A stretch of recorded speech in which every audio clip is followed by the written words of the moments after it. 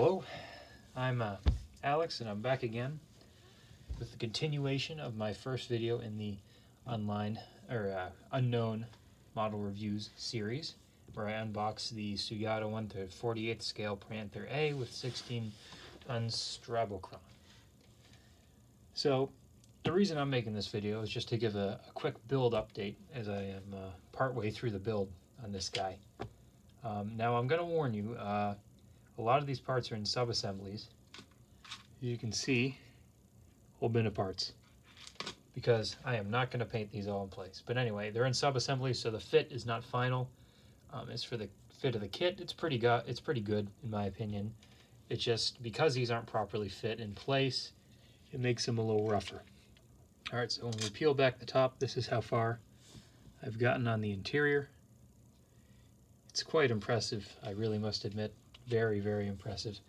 So first off, of course, we have the transmission, main fighting compartment floor, and a part just fell, the engine, the coolers. And I will briefly, because these are, as I mentioned, sub-assemblies, I can pull each of them out, give you a better look.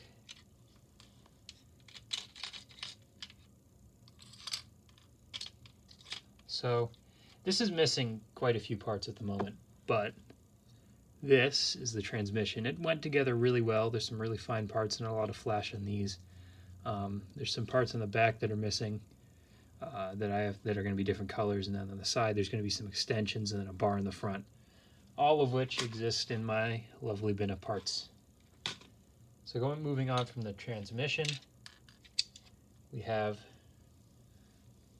the drivetrain.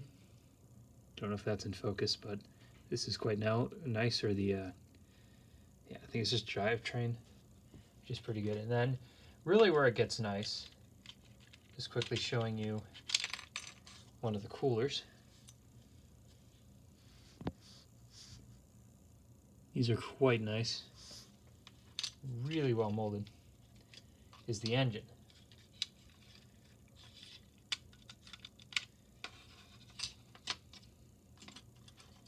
Which is sort of nestled within the firewall itself. Now this, I remind you, is in 1/48 scale. Take a look at that. It is really something else, and it was quite a few parts too. Fun little build. There's a little sort of top bit. I'm definitely putting this on wrong, but then that of course will go on top. It's going to be white, which is why it's separate. But yeah, this engine is quite nice. I would really love to have more of these for other builds. And then there's some pipeline parts that you can see. And beyond that, that's really it for the interior. There's a whole bunch of bits that are supposed to go on the sidewalls here that I don't have installed. I only really have this, and this was pre-molded. And then, of course, the torsion bars, as you can see. And here's another cool thing about this kit. It has Decal Zimmering, and you can see back here, it looks really good. And these were decals. All I did was use microset and microsol. The two you probably know best, of course, microset underneath, microsol on top.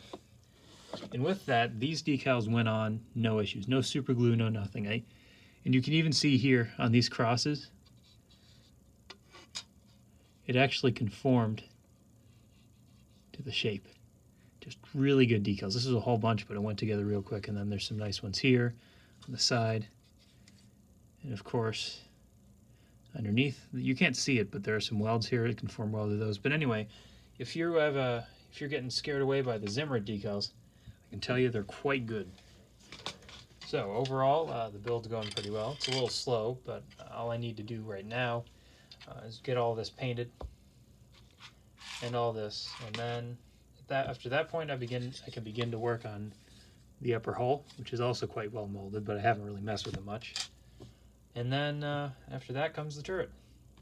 So yeah, the build's going great. I hope this is informative, and have a good one.